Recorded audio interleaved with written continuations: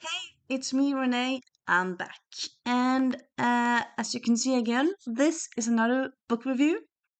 I did this on audiobook, so I don't have it to show you. Sorry. But it is I want to say one of my favorite, almost anticipated reads of this year, as fast as I knew it was coming out. I only heard about it this year, so I didn't know it last year. But still, yeah. What book is it? It is A Loved One by Aisha Muhararr. And okay, so I suppose first, let me just tell you about my Aisha. Aisha is the best.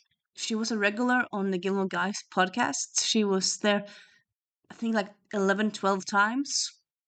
She just has the best thoughts on Gilmore Girls and life and everything. And I just love listening to her. And and now last week, well, sorry, actually 2 weeks ago, she did like an interview with the Gilmore Guys because of her book. They end up talking about everything, not just the book, because that's how they often end up doing stuff. But still, yeah. So that's kind of I know her mainly from Gilmore Guys. Her Gilmore Girls fandom kind of shows through there. But she's also a writer of Parks and Rec. She's also written Hacks. She writes TV stuff. And now she has a book. So, Loved One, or what is it all about? Or that's not part of the title, but yeah. What is Loved One about? It's about Gabriel or Gabe who's died like from like when the book starts, he's just died. The book starts in his funeral, and it's about people who love him, who mourn him in different ways. It's about Julia and Elizabeth. Julia was his first love. They met in their teens when she was 18 and he was 19. Or was he? I believe it was like that. Or maybe they were both 18 around that age. And then Julia is his last love. She broke up with him a few months before his untimely demise. And so they meet because, well, they meet in the in the funeral and they happen to talk and then they meet after a while because reasons.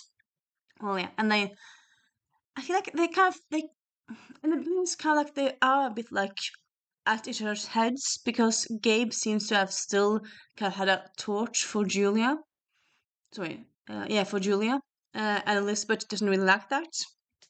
Of course, as you wouldn't like that. But also, I would say also, so it's a book about. I would say it's a book about people, characters. It's a book about relationships, first loves, last loves. It's a book about mourning.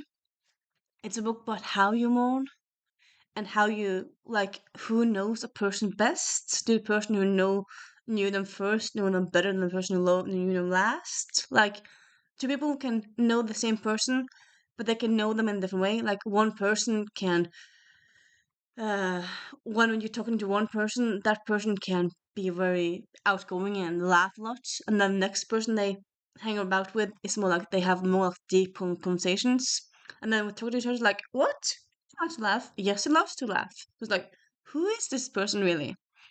And I just love that idea of like people knowing different sides of persons of people, but also like when you're 18, you are kind of different than when you are 28.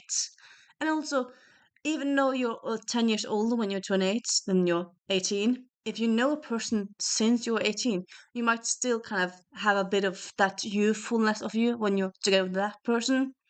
And that's just kind of interesting, I would say. And also, a big part of this book is also like the things that the person who's dead left behind.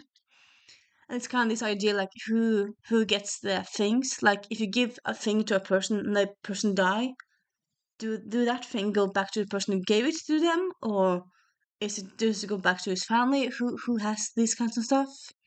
And yeah, it was just a very interesting book, I would say, a very thought provoking book. So Aisha Muharrar, she talked about how this book was a literary book about grief, which it is. I don't know, for me, whenever people describe a book as literary, I feel like, oh, it's just some people sitting at a table talking to each other and nothing happening. Well, in this book, yeah, I mean, it's about people and their lives and grief. big emotions, big themes. But it's not just people sitting at a table talking or not talking and just staring at each other. It is things do happen. It's flashbacks to what happened before. It's what happened right now. It's different people perspectives on what happens. And yeah, I mean, it's not a dual point of view book, but you do get more of Elizabeth's side after a while. And yeah, honestly, I love this book so much. It, as I said, it's made me think, yeah, but it also made me laugh. It made me almost cry at times, and it was just such an interesting study. I would say character study sounds so highbrow character study book, but I would say it's, I mean, it's a very character based story. It's not like, it's not a book where anyone, it's not a book where anyone's killed or kidnapped. There's no magic.